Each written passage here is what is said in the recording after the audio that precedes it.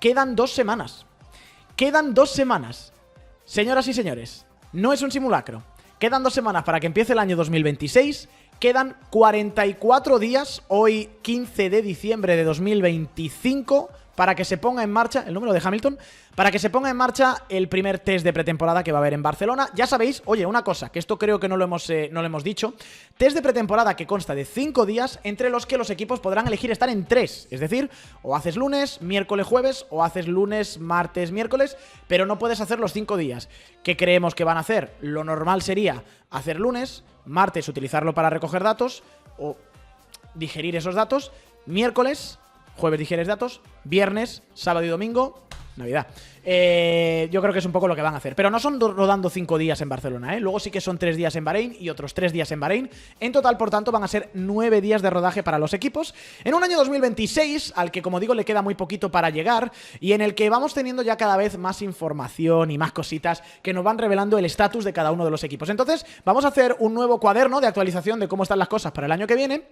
Y quiero empezar con este equipo de aquí, con el equipo Williams, con lo que yo creo que es una buena noticia, porque sacado de declaraciones de James Bowles, del jefe del equipo, a Automotor Unsport, a la publicación alemana, lo que podemos entender es que Williams es el equipo que tiene más adelanto ahora mismo con su coche para el año que viene. El primero en estar listo para el año 2026. Es un artículo, como digo, de Tobias Gruner en Automotor Unsport, en el que explica cómo los plazos se han reducido en el equipo Williams y creen que van a tener el coche listo para rodar el año que viene antes que nadie. Dice James Bowles, cito textualmente al jefe del equipo Williams: todo el coche estará disponible para el test de pista virtual a principios de enero. Probablemente seamos el primer equipo que empiece tan pronto, pero no queremos que nos pillen a contrapié otra vez como nos pasó en el año 2023.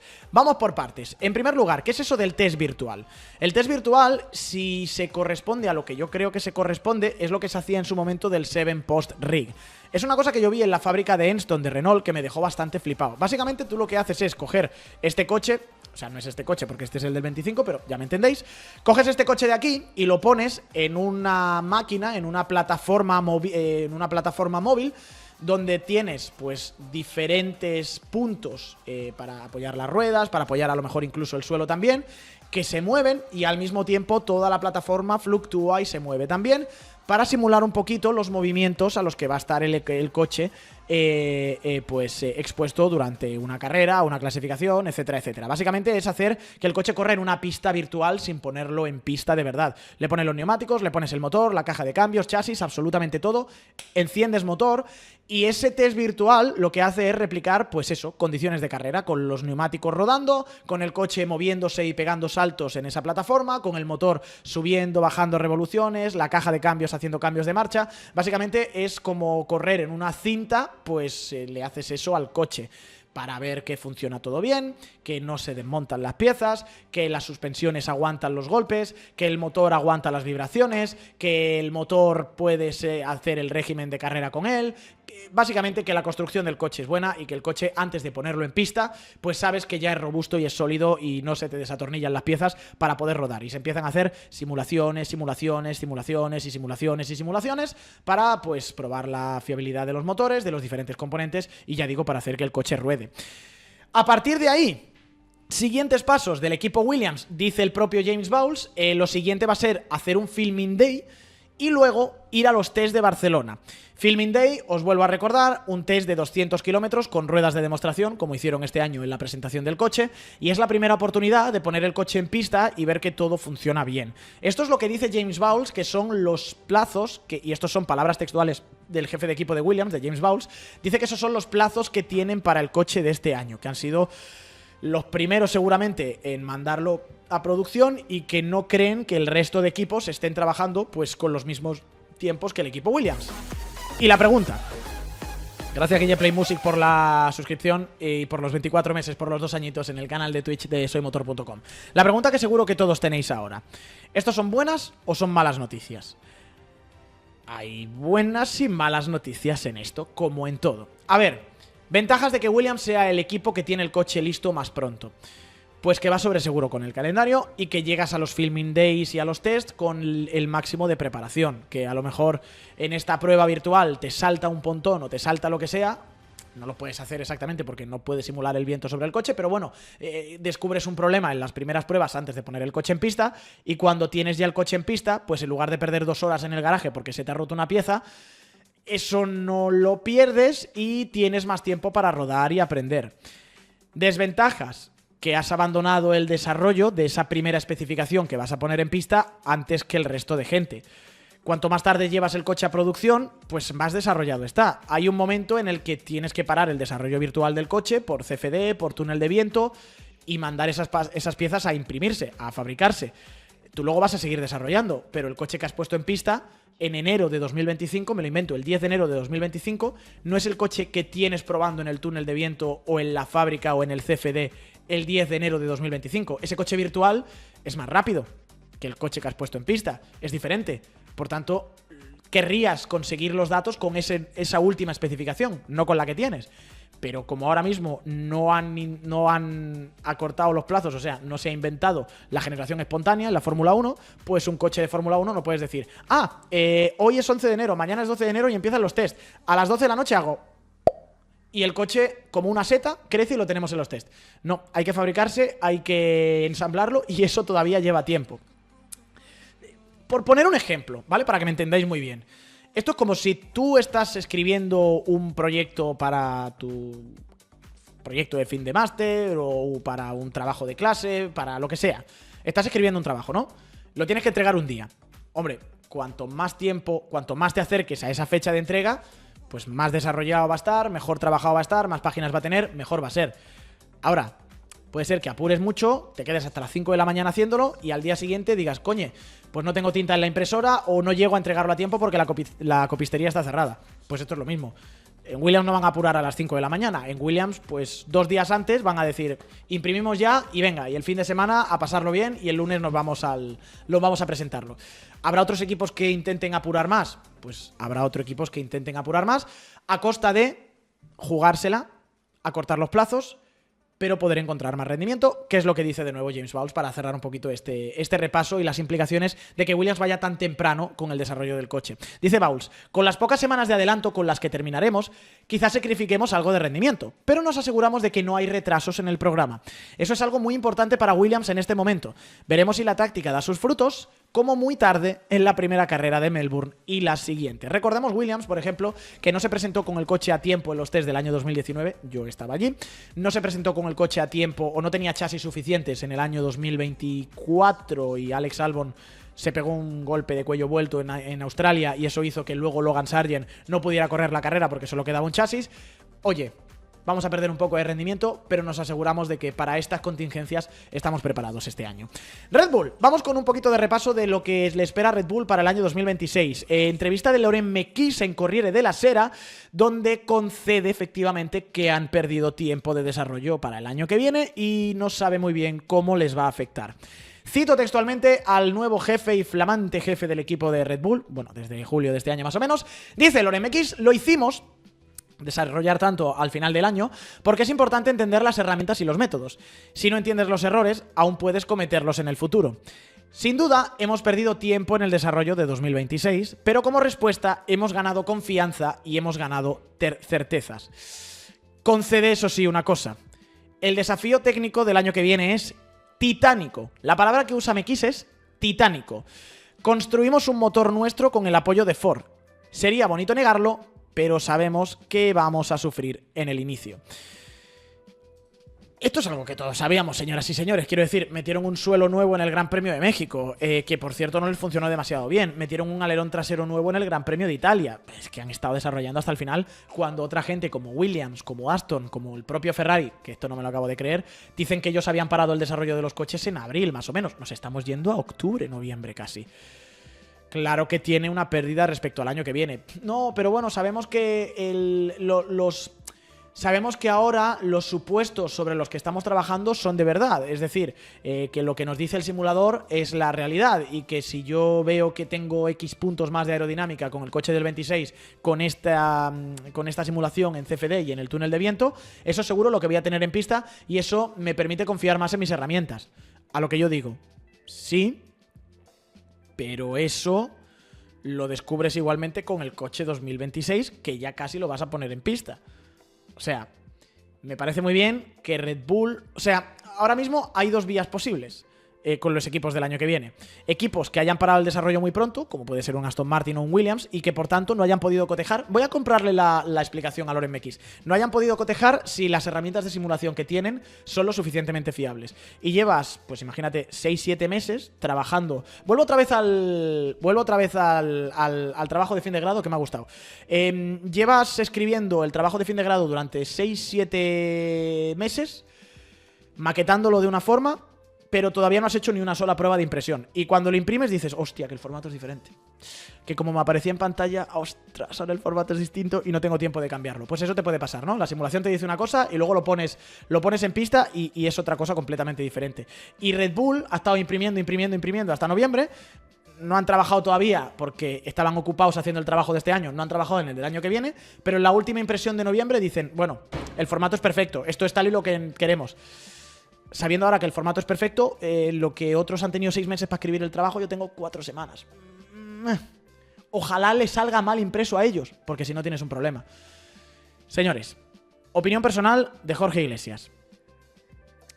Red Bull ha hecho esto porque si no estaban en contención, Verstappen les pegaba una patada y ha habido un momento a mitad de año en el que había que salvar el barco como fuera, y el barco se ha salvado poniendo en jaque un año 2026 que, pese a todo, yo creo que ya va bastante perdido por el tema de los motores de Red Bull Powertrains, que ya lo dijo Verstappen en su momento y lo siguen diciendo todos.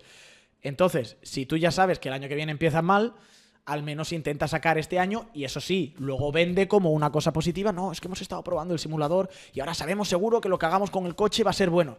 Pues en 2027 hablamos, Loren, porque el 26 lo han tirado un poco a la basura. A ver cómo empieza el año que viene para Verstappen, con ese número 3, entendemos. Y con dudas en el motor y en cómo de retrasados vayan con el chasis y en absolutamente todo. Aston Martin. A ver, palabras del padre de Fernando Alonso reflejadas en GP Blog en una entrevista en el corralito de medios con los diferentes medios de comunicación en Abu Dhabi. Confianza en las herramientas del año que viene, dice Fernando Alonso, cito textualmente a Fernando. Cambiamos nuestro foco al coche del año 2026 en abril más o menos. Y soy optimista, porque es un reseteo de la situación. Tenemos ya nuestras nuevas instalaciones completadas, nuestro propio túnel del viento, tenemos a Honda como suministrador, solo para nosotros, a Aramco, muchas cosas por las que ser optimistas, pero es un deporte muy competitivo y todo el mundo está haciendo un gran trabajo, así que veremos. Aquí hay una cosa muy importante que se comentó el otro día en directo y lo voy a volver a reflotar otra vez porque quiero que quede en esta sección y si no lo habíais escuchado os lo cuento aquí. Esto es información de soymotor.com sobre el Aston Martin del año 2026. Hace poco más de una semana, vaya, pollo con alambre, vaya suscripción que me acabas de colar, chacho. Bueno, ya queda menos para acabar el año, deseando que llegue el 2026 y que traiga unos cuantos nanopodios bíceps. Muchas gracias, Pollo con Alambre, por esa suscripción. ¿Van a venir podios o no van a venir podios? Pues eso no lo sabemos. Pero lo que sí que os podemos decir desde soymotor.com es que hemos sabido, y creo que lo escuchasteis en el directo post Abu Dhabi también aquí con nosotros, si no ir a revisarlo, que hace poco más de una semana, más o menos, en el simulador, el coche de Aston Martin del año que viene ya está a menos de 3 segundos del coche de 2025 en simulación de quali en Silverstone. Repito, simulación de clasificación en Silverstone. AMR 25 versus AMR 26. El AMR 26 está ya a 2 y algo, a menos de 3 segundos del coche del año que viene. En Silverstone, que es un circuito de mucha carga y eficiencia aerodinámica, con coches que se supone que son bastante menos cargados aerodinámicamente que los de este año. Van a ser más lentos. Que nadie tome esto como una mala noticia, ahora hay que interpretar los tiempos. Van a ser más lentos los coches. Y de nuevo, esto es lo que dice el simulador. Un simulador que el propio Adrian Newey ha dicho también que era uno de los puntos débiles de Aston. No se sabe lo que va a pasar cuando se pongan las 4 ruedas en el asfalto. Pero son menos de 3 segundos aproximadamente, la simulación, al menos hace una semana y poco, de lo que estaba el coche en ritmo de clasificación contra el AMR 25. ¿Eso es mucho o eso es poco? Pues no lo sé.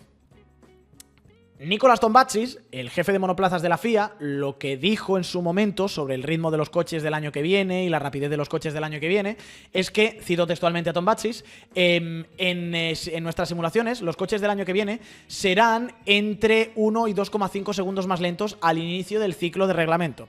Para ser justos, aún no tenemos datos de todos los equipos, no sabemos los rivales exactos, los niveles exactos de aero por equipos, potencialmente algunos que no acierten al principio podrían ser un poco más lentos que nuestras simulaciones, pero no esperamos que los tiempos por vuelta vayan a ser un punto de debate. A partir de ahí, los coches, ya digo, se tienen que poner en la pista, pero de momento, bueno, esta es una aproximación de muy buena fuente y muy buena tinta que hace una semana y media este Aston Martin, este AMR26, estaba ya a menos de 3 segundos del coche del 25 en simulación de quali en Silverstone, lo cual, teniendo en cuenta el tipo de circuito que es Silverstone, teniendo en cuenta lo más lentos que van a ser estos coches, porque al final estos coches no dejan de ser con menos aerodinámica, con menos efecto suelo, etcétera, etcétera. Yo lo interpreto como una buena señal, sinceramente. Igual que buenas señales están llegando desde Honda, porque habló Koichi Watanabe, que es el jefe de HRC, de Honda Racing Corporation, sobre el motor del año que viene también y un poco sobre los objetivos de Honda en su colaboración con Aston Martin. Y lo que dice Watanabe es: tenemos el potencial para ser exitosos, no solo en 2026, sino también en 2027, 2028 y más allá. Estamos en vísperas de algo muy especial. Que claro, tú dices esto y la gente se te quita la ropa, lo puedo llegar a entender. Pero, hay que poner también un poco de contexto. ¿Qué es lo que significan estas palabras de Watanabe? ¿Qué es exitoso, en particular para los japoneses? Matiza luego. La definición de éxito, para mí, dice Watanabe, 2026 es el año donde tenemos que asegurar que el acuerdo entre Aston Martin, Aramco y Honda funcione como queremos, como un equipo integrado. Lo que no podemos predecir es lo que está fuera de nuestro control, lo que hacen los rivales. Pero por supuesto, a largo plazo, el objetivo mundial, el objetivo final de ese proyecto y nuestra definición de éxito es ganar el campeonato del mundo. En ese sentido, varias cosas. Primero, que hay una interpretación de desventaja, vamos a decirlo así, de Aston Martin con los motores Honda este año, en tanto que Honda, gracias Muerte Maldita también por esa suscripción, en tanto que Honda solamente va a suministrar a 2 coches, a Aston Martin, es decir, el coche de Stroll y el coche de Fernando, mientras que Mercedes va a suministrar a 4 equipos, es decir, tienes a 8 pilotos. Son muchos más datos los que va a tener Mercedes respecto a los que va a poder desarrollar Aston Martin. Al mismo tiempo, es cierto que Mercedes ya ha tenido que enviar a producción esos motores y que Aston Martin, como decían ellos incluso, pueden llevar un poquito más lejos, o Honda mejor dicho, pueden llevar un poquito más lejos la homologación de los motores porque no tienen que construir 8 unidades de potencia o 16 incluso si hay que llevar varios recambios a Australia más los test. Tienes que construir 2 o 4, es bueno, pues un cuarto de lo que tiene que hacer Mercedes y por tanto eso te permite, yo creo que alargar un pelín más los plazos. A partir de ahí sí que es cierto que hay pues una pequeña desventaja en cuanto a los datos que van a obtener, sobre todo en esos primeros test en Barcelona que ya os voy avanzando, van a ser muy centrados en entender cómo funcionan estos nuevos motores. Pero hay buenas noticias, o al menos están viniéndose relativamente arriba, vamos a decirlo aquí en Honda, con las expectativas o un poco con el trabajo que están haciendo, ya digo, por esto que dijo Watanabe de que estamos en la víspera de algo especial, y por una información también, esto viene de Motorsport Italia, en la que dicen que en cuanto al motor Honda de 2026, Honda ha desarrollado un software que es capaz de controlar más de 20.000 parámetros en tiempo real para gestionar el comportamiento de la unidad de potencia y la optimización y distribución de la energía. Cito de nuevo a Watanabe, al CEO o al jefe de la parte de Honda de Fórmula 1, dice: los patrones de energía varían de curva a curva y un solo circuito puede generar cientos de patrones diferentes. En HRC hemos desarrollado un software capaz de gestionar más de 20.000 parámetros de la unidad de potencia. Han hecho eso en Mercedes, han hecho eso en Ferrari, han hecho eso en Red Bull Powertrains. Pues hombre, entendemos que sí, que no van a ser en Honda más listo que los demás. Pero mola porque va saliendo ya información un poquito de cómo van a gestionar el año que viene y de cosas ya tangibles que se están haciendo con los motores del 2026. Vámonos con Ferrari. Información de The Race, ¿vale? Estos son los planes que tiene Ferrari, esto lo dice la prensa británica con firma italiana, los planes que tiene Ferrari para el año 2026 para su coche. Presentación del coche antes de Barcelona, en mitad de enero.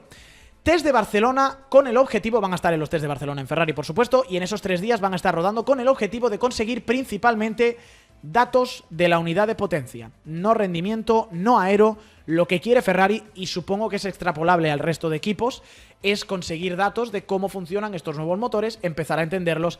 Crucialmente, fiabilidad. Recordemos, en el último gran cambio de motores, que fue 2014, pues se rompieron un motor, Red Bull pudo rodar poquísimo y Mercedes, que fue la que consiguió la mayor fiabilidad y acumular el mayor número de vueltas, pues fue la que salió con la mano dominante en aquella temporada. Yo creo un poco, sinceramente, que ese será el foco, hacer motores fiables, y a partir de ahí, una vez que ya son fiables, pues empiezas a desbloquear potencia, pero lo primero que necesitas es que te aguanten 300 kilómetros de carrera, más entrenamientos, clasificación, etcétera, etcétera. Y luego con ese mismo coche y unas pequeñas, dicen ellos, aquí vamos bastante al detalle, pero hay que creérselo, con ese mismo coche y unas pequeñas mejoras aerodinámicas se presentarán en los test de Bahrein.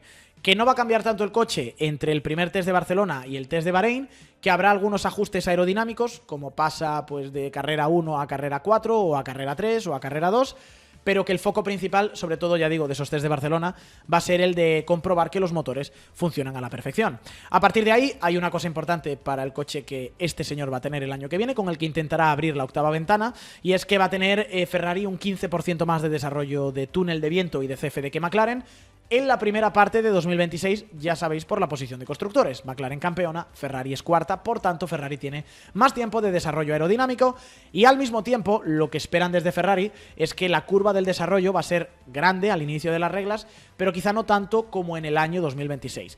Dicen también que poco o nada en común, evidentemente, con el coche de 2025, normal con el cambio de reglas, ya digo, que se ha probado ya toda la carrocería, es decir, ya se ha mandado a fabricar este coche, a imprimirlo, porque tienen los volúmenes de refrigeración y los cambios ya definidos, y que los pilotos de simulador ya han trabajado en este nuevo monoplaza, en los estilos de conducción que va a requerir el coche del año que viene, y que lo que han encontrado es un poquito un híbrido entre 2021, es decir, coche no efecto suelo, y 2022, coche con efecto suelo. En ese sentido, hay una cosa importante. Ferrari, indican desde Italia también, le ha robado dos piezas de estas silenciosas pero que pueden hacer daño a Mercedes. Dos nuevas incorporaciones para Ferrari este año, una en la parte de simulación de neumáticos, otra en la parte de aerodinámica, reducción de drag. La primera persona se llama Shahid Farzand, era Senior Performance y Simulation Engineer en el equipo Mercedes y estaba centrado en modelado de neumáticos, es decir, cómo se comportan el mod de Assetto Corsa de neumáticos de Pirelli para los simuladores de Ferrari. En este caso, antes era Mercedes. Y por otro lado, Giulia Sopini, que era especialista aerodinámica en reducción del drag. Una cosa muy importante para estos coches, porque recordemos que en 2026, cuanto menos drag tengan los coches de Fórmula 1, pues menos esfuerzo tendrá que hacer el motor eléctrico en la recta para empujar el coche, más batería le quedará viva al coche para el recto de las curvas, para tener más potencia, básicamente. Esa parte del drag va a ser una cosa fundamental, y Ferrari al menos estamos viendo que se está empezando a reforzar en esa posición. Haas, pequeña actualización del equipo Haas, nuevo simulador en Banbury, operativo entre mayo y junio. Esto viene gracias al acuerdo de Toyota. Y a ver, es una cosa importante, Aston Martin ha pasado por su simulador gran parte de las esperanzas de los próximos años, es una herramienta fundamental no para pilotos, sino para ingenieros, para jugar con setups, para poder probar cosas antes de poner el coche en pista, ya que los tests son muy limitados.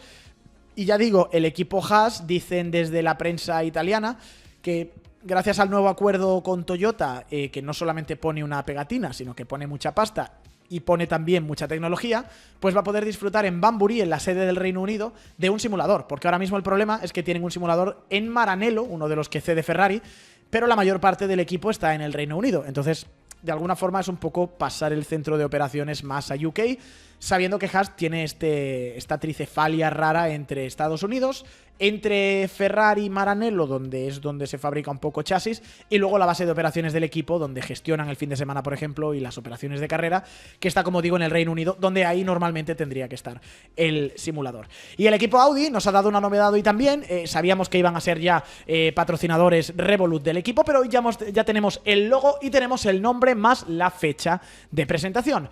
Id apuntando todo, ¿vale, chicos? Anuncio de nombre y fecha de presentación: Audi Revolut F1 Team, va a ser el nombre oficial del equipo, repito, Audi Revolut F1 Team. Este es el logo del equipo, fecha de presentación 20 de enero del año 2026. De hecho, si queréis, lo que podemos hacer es entrar en soymotor.com porque tenemos la lista de cuándo se va a presentar cada uno de los 10 monoplazas de la temporada 2026.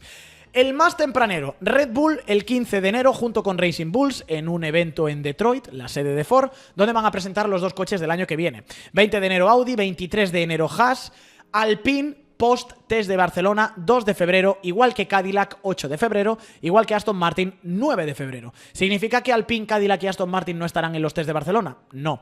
Lo que significa es que esos test de Barcelona son a puerta cerrada y que la presentación oficial con los colores y los patrocinadores se hará en febrero, pero eso no significa que el equipo no vaya a estar ahí, por mucho que Marcin Budkowski dijera que quizá podrían faltar. Y luego ya una última cosa, esto ya no es cuestión de fórmula, o sea, de los equipos, es cuestión de la FIA. Hubo Consejo Mundial del Motor en Tashkent, coincidiendo con la gala de la Federación Internacional de Automovilismo. Se decidieron varias cosas para el año que viene, entre ellas, por ejemplo, que los fines de semana al sprint, si hay una bandera roja en libres, se extenderá la sesión de entrenamientos para evitar que vayas a un fin de sprint con coches completamente nuevos, con 20 minutos de pruebas. Y además de todo eso también ha habido una modificación a la regla de aerodinámica activa de los coches del año que viene. Vuelvo a poner otra vez contexto, ¿vale? Ya sabéis que el año que viene va a haber aerodinámica activa en los coches, en las rectas los alerones van a estar planitos y en las curvas, como si estuvieran el alerón delantero y trasero con el DRS abierto, y en las curvas se van a cerrar. En la recta lo tenemos plano para que no genere drag y por tanto el motor sufra menos y por tanto se ahorre energía eléctrica porque, bueno, va a ser un 50-50 combustión eléctrica cuando ahora estamos en un 80-20 combustión eléctrico. Y en las curvas, pum, cerramos el DRS delantero y trasero para que el alerón genere carga aerodinámica y el coche pues sea un coche y no un avión, básicamente. ¿Cuál es el problema? Que los equipos, haciendo las simulaciones, descubrieron que en condiciones mixtas y en mojado había interferencias.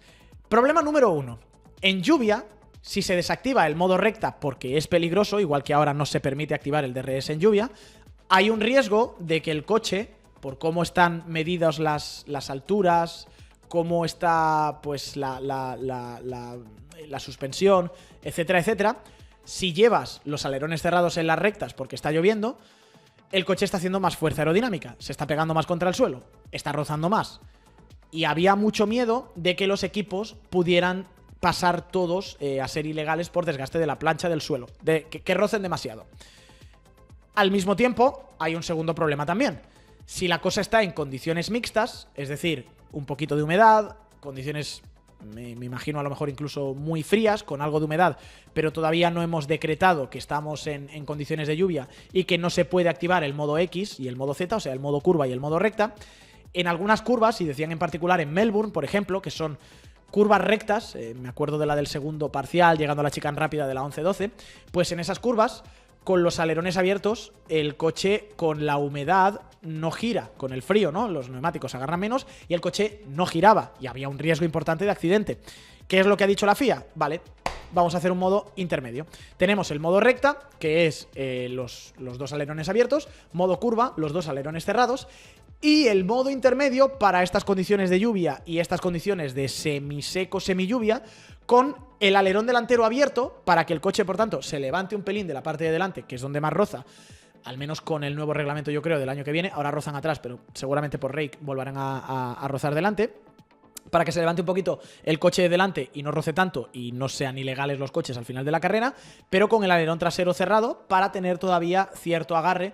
Se va a ser más subvirador el coche, lo cual me parece raro, pero bueno, para que el coche pueda girar un poquito más y no sea tan inconducible en caso de tener esas condiciones mixtas. Y luego otra cosa que me ha gustado mucho, que le han metido ahí un poco de soslayo, y es que el año que viene pues vamos a ver seguramente muchas decoraciones con esto de aquí en grande, porque se ha añadido un nuevo artículo al reglamento técnico después de esta reunión de la Comisión de la Fórmula 1, que dice que el logo de la FIA tendrá que tener una altura de al menos 75 milímetros y estar posicionado en la parte alta de la nariz o en ambos lados de la nariz del coche y ser visible.